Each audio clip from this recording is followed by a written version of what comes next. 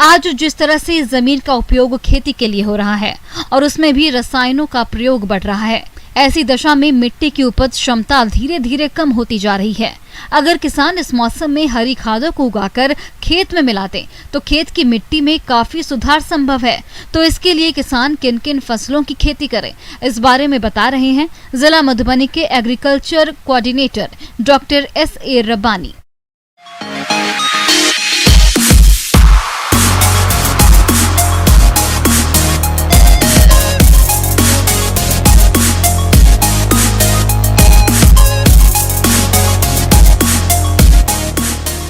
हरी खाद है क्या? हरी खाद जो है कि कुछ जो हमारे जो लहनी फसल है जिसका हमने बताया, उसको हम लोग जो है खेतों में लगा के इसको फिर हम खेत में ही जो है जब कुछ बड़ा हो जाता है तो हम उसको खेत में ही पलट देते हैं और उससे जो खाद तैयार होता है उसको हम हरी खाद कहते हैं। किसान भाई हरी खाद के लिए हम लोग कुछ प्रमुख जो है दलहनी फसल जो है उसको ही उपयोग करते हैं। उसमें खास करके जो है आपको सनई, ढैंचा, ग्वार, लुबिया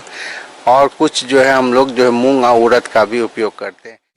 हरी खाद के लिए ढैंचा, सनई और मूंग की बुवाई खेत की उपलब्धता के आधार पर अप्रैल से जून तक कर सकते हैं, जिसमें 45 से 55 दिन बाद मानसून आने पर इसकी आसानी से पलटाई की जा सके। हरी खाद के लिए इसकी खेती प्रदेश के लगभग सभी क्षेत्रों में की जा सकती है।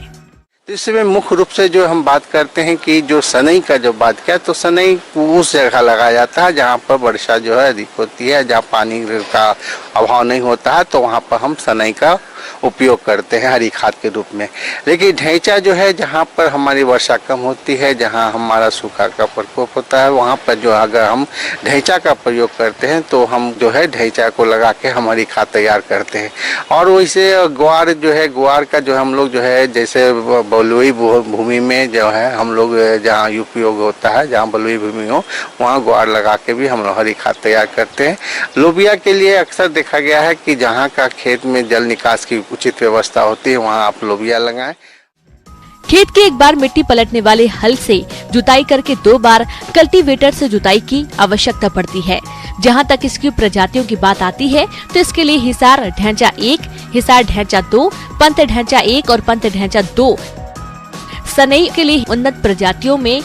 K12 और SJ 67.42 तथा मूंग की उन्नत किस्में SML 67 आदि प्रजातियों का चयन कर बुवाई के लिए ढैंचा का बीज 30 से 40 किलोग्राम प्रति हेक्टेयर, सनई का बीज 75 से 80 किलोग्राम प्रति हेक्टेयर की दर से आवश्यकता पड़ती है और मूंग का बीज 35 से 40 किलोग्राम प्रति हेक्टेयर के हिसाब से प्रयोग करें।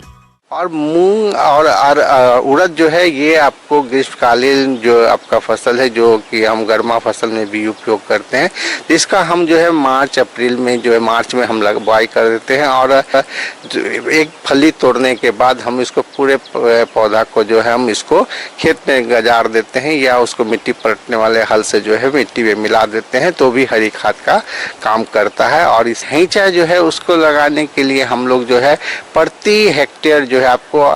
20 से 25 केजी बीज की आवश्यकता होती है। और इसके लिए जब जैसे ही हमारा जो गेहूं का भी कटाई हो जाएगा तो इसको अप्रैल महीना में आप इसको जो छिटकवा विधि से खेत में हल्की जुताई करके इसको डाल दें। और इसमें अगर अक्सर जो है जहां पौधा थोड़ा सा बड़ा होता है तो इसमें कोई विशेष क्रिया की आवश्यकता नहीं होती है। और ये जो है आप 40 से 50 दिन के अंदर का जो ढैंचा का जो पौधा होता है इसको ही हम खेत में जो है पलट देते हैं। तो इसमें काफ़ी मात्रा में 1 हेक्टेयर अगर आप ढैंचा लगाते हैं तो इसमें कम से कम 25 से 30 टन जो है आपको जो हरी खाद मिलता है। और उस हरी खाद से जो हमारा जो है जो रासायनिक उर्वरक जिसको हम लोग नाइट्रोजन, फास्फोरस और पोटास कहते हैं तो वो भी हमको प्राप्त होता है। उसके साथ साथ और भी जो माइक्रो न्यूट्रिएंट्स है, सूक्ष्म पोषक तत्व जो है इसमें विद्यमान रहता है जो हमको मिट्टी में मिलता है।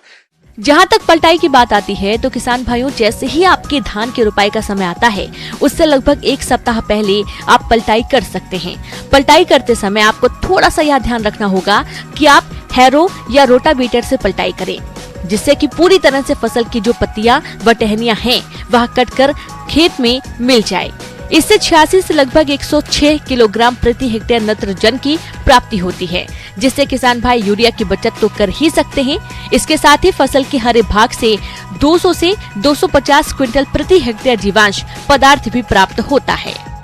अब ढैंचा हरी खाद से फायदा क्या है? देखिए किसान भाई, हरी खाद जो है आज के युग में जो है, पहले तो वो हमारे किसान भाई पूर्वज में भी इसको बहुत तहत रूप से लगाते थे, बीच में इसकी प्रचलन कम हो गई थी, लेकिन सरकार, बिहार सरकार की तरफ से जो है हरी खाद योजना, जो हरी चादर योजना के तहत जो हम लोग ने सब्सिडी पे भी मूंग ढैंचा का और दिया गया था, और इससे काफ़ी लोग जो है फिर लगाने शुरू कर दिए। तीसरा फायदा क्या है कि जब आप जो है जिस खेत में आप हरी खाद के रूप में उपयोग करते हैं ढैंचा को, तो उस खेत में जो है खरपतवार की समस्या और रोग और व्याधि की समस्या का बहुत हद तक जो है निदान हो जाता है। उसमें कोई भी किसी प्रकार की खरपतवार जो आगामी नहीं उग पाता, क्योंकि वो सब सप्रेस्ड हो जाता है और वो उसमें खत्म हो जाता है, और उसमें जो है आपको जो है कीट और व्याधि का भी प्रकोप उस खेत में बहुत कम होता है। चौथा फायदा है कि जो खेत हमारा, जो जितने भी हमने असंतुलित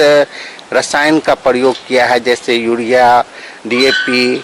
पोटास और अन्य भी रसायन का जो प्रयोग, उसका दुष्प्रभाव हमारे भूमि में पड़ता है, जिससे या तो हमारे भूमि अम्लीय हो जाती है या क्षारीय हो जाती है। तो ऐसे स्थिति में भी जो हम अगर हमारी खाद ढैंचा को जो हम अगर लगाते हैं, तो ये भूमि अम्लीय है तो उसको आप न्यूट्रल बना देता है, जो क्षारीय उसको भी अपने जिसका पीएच मान को जो है ये न्यूट्रल कर देता है, 6.5 तक ये ला देता है, या जैसा बना देता है जिसमें आप जो भूमि में आप आसानी से कोई भी फसल जो है इसको आप उगा सकते हैं। तो ये एक इसका बहुत बड़ा बेनिफिट है।